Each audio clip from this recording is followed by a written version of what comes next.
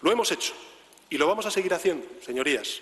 Quiero que los españoles y españolas sepan que nuestra lucha por mejorar las condiciones de los trabajadores y por lograr un reparto más justo de los beneficios empresariales no ha hecho más que empezar.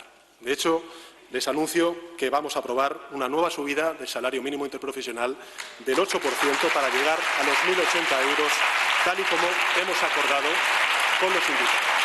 Ya es oficial, el Gobierno acaba de subir el salario mínimo un 8% en España hasta los 1.080 euros. Este es un tema muy debatido en la sociedad actual, esa subida del salario mínimo. ¿Por qué? Porque tiene unas consecuencias que a veces no se pueden percibir en un principio o a corto plazo. Aquí lo que se plantea es, ¿esto es justo o es injusto? Vamos a analizarlo desde distintas perspectivas y os voy a explicar cuál es mi opinión, pero como sabéis, no es oro todo lo que reluce. Estamos en un año electoral, los gobiernos utilizan este tipo de medidas para captar votos y por eso en este vídeo vamos a ver un poco más objetivamente qué es lo que pasa cuando se sube el salario mínimo de forma impuesta en este caso.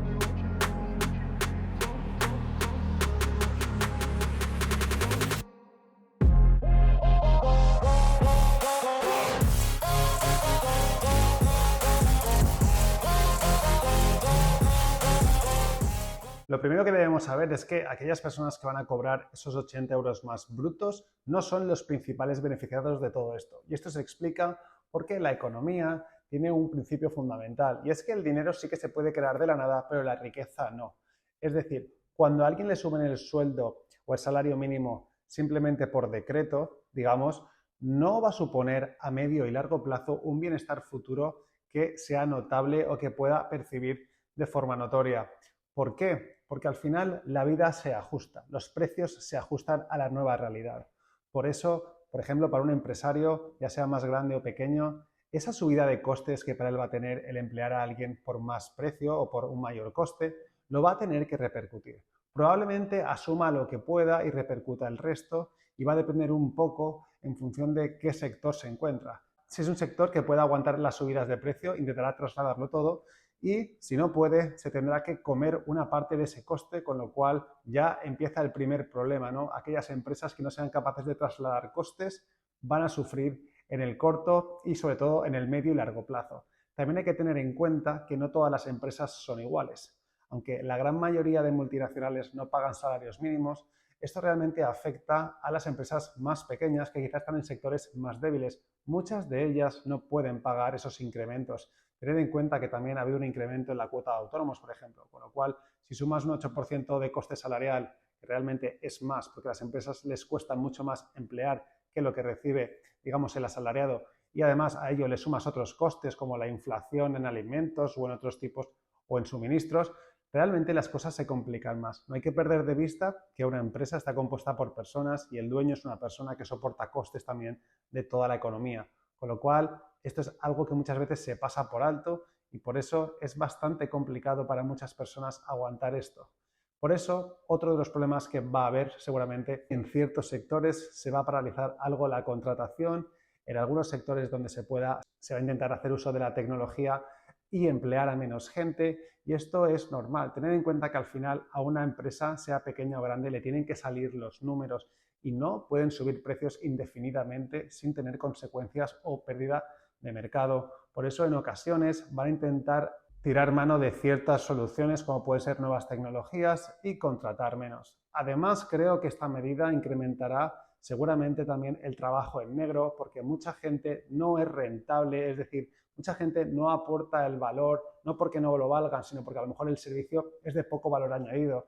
En esos casos, el salario mínimo quizá no tenga sentido y mucha gente tenga que trabajar de forma encubierta o en negro para poder obtener empleos que realmente son muy poco cualificados. Además, subir el salario mínimo probablemente también tenga un efecto en el tipo de trabajo que la gente decida escoger, porque al final muchas veces, imaginaos que estáis pensando en invertir unos 3.000 o 4.000 euros en un curso de formación, pero que sabes que te van a pagar 1.200 euros o 1.300 euros. En cambio, por 1.080 lo puedes hacer sin cualificación. Pues igual mucha gente renuncia a su progreso y simplemente se centra en cobrar lo mínimo, lo más rápido, porque a lo mejor tampoco le viene bien hacer esa inversión. Eso quiere decir que probablemente en España se compacten los salarios medios, medios bajos y los más bajos o el mínimo, y eso es un problema ya que va a causar reticencias en las empresas, porque si tú has invertido, te has arriesgado un poco y te has formado más que una persona que no se ha esforzado tanto y luego ves que la diferencia salarial es mínima, eso causa desánimo y también probablemente frustración y algo de reticencia entre esas personas. Pero lo peor de todo, en mi opinión, es que para las empresas pequeñas esto es un gran varapalo, ya que no pueden trasladar muchas de ellas, que trabajan con márgenes de beneficio muy estrechos, realmente tienen posiciones de caja muy débiles, y están aguantando altos costes por la inflación, más además todos los costes laborales y de autónomos que se les están un poco imponiendo. Realmente va a ser complicado, probablemente se destruyan pequeñas empresas que estaban al límite y cada vez haya más predominancia de empresas grandes que son las únicas que podrán soportar este tipo de medidas tan agresivas para la parte empresarial. El gran problema es que la riqueza no se crea de la nada. El dinero sí, la riqueza no, y eso es muy distinto. O sea, subir el salario mínimo va a costar a las empresas 1.600 euros para que los trabajadores reciban al final 1.000 euros al mes. Son cosas que el trabajador no suele ver o no suele pensar, pero es que el Estado quita mucho dinero de la nómina o del coste laboral que tiene para un empresario, sea grande o pequeño. Si una subida del salario mínimo no va acompañado de un aumento de la productividad, nunca va a funcionar y la gente va a seguir viviendo como estaba viviendo antes, con salarios mínimos mucho más bajos y aunque se hayan incrementado en términos nominales, no se ve reflejado en términos reales o en una realidad económica.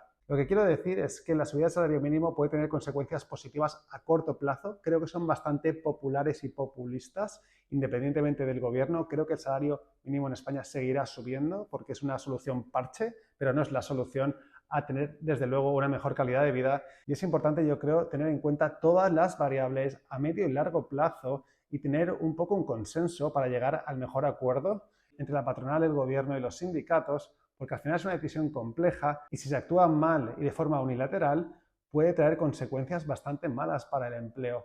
Al final, la única forma de que un empleado consiga ganar más y vivir mejor es invertir en sí mismo e intentar aportar más valor. Si dependes siempre del gobierno para tu salario, vas a tener problemas, aunque te vayan subiendo el salario mínimo, la realidad económica seguirá siendo la misma.